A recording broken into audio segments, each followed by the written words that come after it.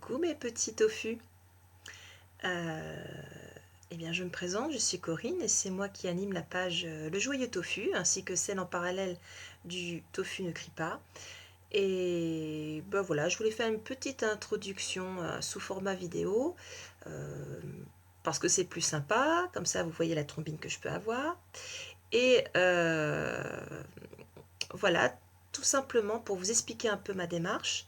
Euh, En fait, le but de cette page, comme je l'ai déjà expliqué auparavant, sera d'expliquer et d'aider aussi les gens qui sont intrigués ou qui veulent se lancer déjà dans le végétalisme et peut-être au-delà dans le véganisme ou tout simplement euh, dans le combat pour le bien-être animal.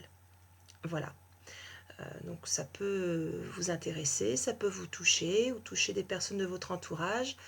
Euh, je vais m'appuyer un peu sur mon expérience personnelle. Ça fait à peu près 5 ans que je suis dans cette démarche végane, même si j'ai été quand même plus longtemps, pendant quelques temps, végétarienne, c'est-à-dire que je ne consommais plus de chair animale. Quand je dis chair animale, de la viande carnée terrestre et aussi bien que provenant des océans, hein, des mers, parce qu'on pense toujours que les poissons poussent dans les arbres parfois.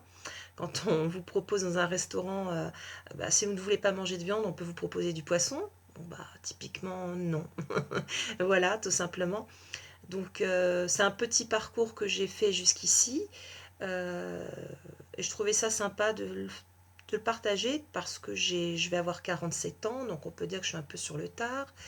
Euh, et puis, je vis dans la campagne, dans la montagne. Euh, donc une zone géographique qui n'est pas simple, puisqu'on pense toujours aussi végano, bobo, parisien, etc. Mais non, même à la campagne, il peut y avoir des gens comme nous.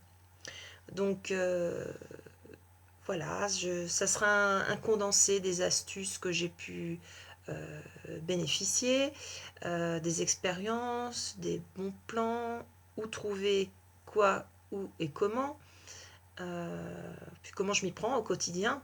Voilà, pour tout au moins l'alimentation, d'une part, mais également pour tout ce qui est, quand on est vegan, on s'attache aussi à ne plus consommer de produits euh, animaux tels que le cuir, les poils dans les pinceaux par exemple qui proviennent de sangliers ou de blaireaux. Enfin voilà, l'étendue est plus vaste et aussi contre les tests dans les laboratoires pour les produits euh, aussi bien aménagés de la maison que les produits cosmétiques, produits d'hygiène. Donc tous ces produits que nous recherchons en tant que vegan avec cette absolue nécessité d'être cruelty free. Voilà, tout simplement, sans cruauté. Donc c'est faisable, j'y suis arrivée ou j'y arrive presque. Donc je pars du principe que vu mes paramètres géographiques, euh, c'est tout à fait réalisable. Encore faut-il savoir où chercher et par où commencer.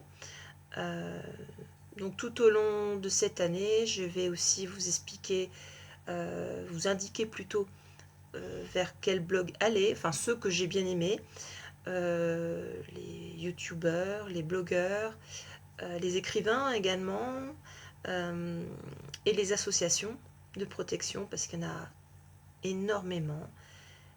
Et c'est très important de parler de tout ça. Donc, c'est une sorte de petit scan euh, de, de tout cet environnement que je vis au quotidien.